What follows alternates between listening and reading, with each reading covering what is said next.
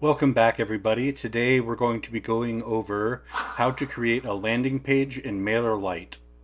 So the first thing that we're going to do is we're going to go to MailerLite.com. We're going to sign in and go to our dashboard. Now on the left side of the screen, there's going to be a button called Sites. We're going to click that. And it's going to have a place to create your first landing page. So we're going to hit Create. Here you can add a name and then choose between a landing page or a whole website. We're just doing a landing page and hit Save and Continue. And then it wants you to select your subscriber group. We've already got a list of subscribers called customers. I'm going to hit Continue. And now it wants you to choose a template from the template gallery. So you're going to come down here, and there are all sorts of different options like charity pages, online course consulting, swimmer, and we're going to choose just a coming soon page. I'm going to hit that, choose.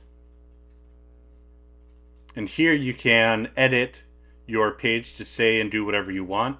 There's going to be a place for our customers to add their email to our waitlist or our news list, and then our social media links there. And we're going to hit Done Editing. And so now it's going to have the page settings for the landing page. It's going to have a landing page URL, and you can change the page URL to whatever you want it to be. It's going to be subscribepage.io/ let's change it to splash page. You can add a favy icon.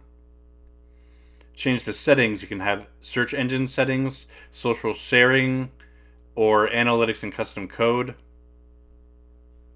All of these are sort of advanced features. So we're just going to hit Save and Continue. And it has our landing page here. You can preview the page here. And here's our URL that we already did. You can click Copy to copy it to your clipboard. And the customer group that we had. And any SEO settings, everything like that. So now we have successfully set it up to be our landing page. If you liked this video, please like and subscribe to our channel. And if you have any comments or questions, drop them in the comment section below. Thank you.